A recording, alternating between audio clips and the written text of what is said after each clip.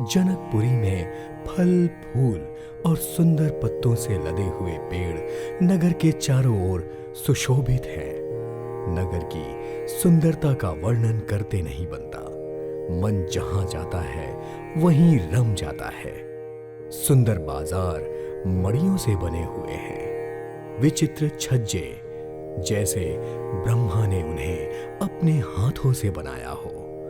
कुबेर के समान श्रेष्ठ धनी व्यापारी सब प्रकार की अनेक वस्तुएं लेकर अपनी दुकानों पर बैठे हैं। सुंदर चौराहे और सुहावनी गलियां सदा सुगंध से भरी रहती हैं। सबके घर मंगलमय हैं और उन पर चित्र कढ़े हुए हैं जिन्हें मानो कामदेव रूपी कारीगर ने अंकित किया हो।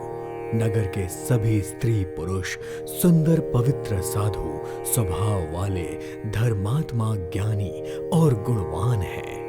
वहां जनक जी का अत्यंत सुंदर महल है जिसके ऐश्वर्य को देखकर देवता भी अचंभित हो जाते हैं। तो मनुष्यों की बात ही क्या, राजमहल के परकोटे को देखकर चित्त चकित हो जाता है। ऐसा मालूम होता है जैसे उसने समस्त लोकों की शोभा को घेर रखा है। सीता जी के रहने के इस सुंदर महल की शोभा का वर्णन करना असंभव है। राजमहल के सारे फाटक बहुत सुंदर हैं, जिनमें मजबूत हीरों के चमकते हुए किवाड़ लगे हैं। वहां महल में प्रजा की सदा भीड़ लगी रहती है।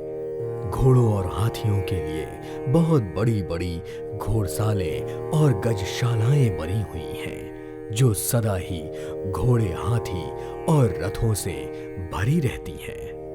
बहुत से शूरवीर मंत्री और सेनापति हैं, जिन सभी के घर भी राजमहल जैसे ही हैं। नगर की ओर नदी के निकट एक अनुपम बाग देखकर जो सब तरह से सुहावना था, विश्वामित्र जी ने कहा, हे सुजान रघुवीर, मेरा मन कहता है कि यहीं रहा जाए। गुणों के धाम श्री रामचंद्र जी बहुत अच्छा स्वामी कहकर वहीं उनके साथ ठहर गए। जनक जी ने जब यह समाचार पाया कि महामुनि विश्वामित्र आए हैं, उन्होंने पवित्र हृदय के ईमानदार स्वामी भक्त मंत्री, बहुत वे योद्धा श्रेष्ठ ब्राह्मण गुरु आदि श्रेष्ठ लोगों को साथ लिया और प्रसन्नता के साथ राजा मुनियों के स्वामी विश्वामित्र जी से मिलने चले। राजा ने मुनि के चरण पर मस्तक रखकर प्रणाम किया। मुनियों के स्वामी विश्वामित्र जी ने प्रसन्न होकर आशीर्वाद दिया। फिर सारी ब्राह्मण मंडली को आदर सहित प्रणाम किया और अपना बड़ा भाग्य जानकर राजा जनक आनंदित हुए। बार बार कुशलता पूछकर विश्वामित्र ने राजा को बैठाया और उसी समय दोनों भाई वहां आ पहुंचे, जो वहीं फुलवारी देखने गए थे। श्याम और गौर वर्ण के दोनों सुकुमार किशोर अवस्था के नेत्रों को सुख देने वाले, सारे विश्व के चित्त को हरने वाले थे। जैसे ही रघुनाथ जी आए, सभी उनके रूप और तेज से प्रभावित होकर उठ खड़े हुए।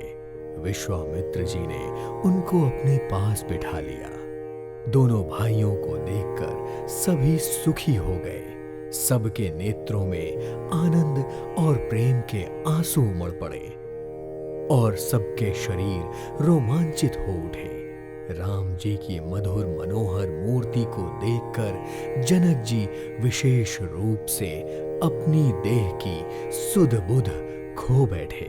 मन को प्रेम में मग्न जानकर राजा जनक ने विवेक का आश्रय लेकर धीरज को धारण किया और मुनि के चरणों सिर नवाकर प्रेम भरी गंभीर वाणी से कहा, हे नाथ, ये बताइए, ये दोनों सुंदर बालक मुनि कुल के आभूषण हैं या किसी राज्य के पालक? इन्हें देखकर मन इस तरह मुग्ध हो रहा है जैसे चंद्रमा को देखकर चकोर। हे प्रभु, इसलिए मैं आपसे सच्चे भाव से पूछता हूं, हे नाथ, बताइए, छुपाइए नहीं। राजा जनक की उत्सुकता देखकर मुनि ने हंसकर कहा, राजन, आपने ठीक ही कहा, आपका वचन असत्य नहीं हो सकता। जगत में जहां तक जितने भी प्राणी हैं, ये सभी को प्रिय हैं। मुनि की रहस्य भरी वाणी सुनकर श्री राम जी मन ही मन मुस्कुराए और हंसकर संकेत किया कि रहस्य खोलिए नहीं। यह देखकर मुनि ने कहा, ये फूलमणि महाराज दशरथ के पुत्र हैं। मेरे कार्य के लिए राजा ने इन्हें मेरे साथ भेजा है। ये राम और लक्ष्मण दोनों श्रेष्ठ भाई, रूपवान, शीलवान और बल के धाम हैं। सारा जगत इस बात का साक्षी है कि इन्होंने युद्ध में असुरों को जीतकर मेरे यज्ञ की रक्षा की है। राजा ने कहा, मुनि, आपके चरणों के दर्शन करके मैं अपने पुण्य प्रताप कह नहीं सकता।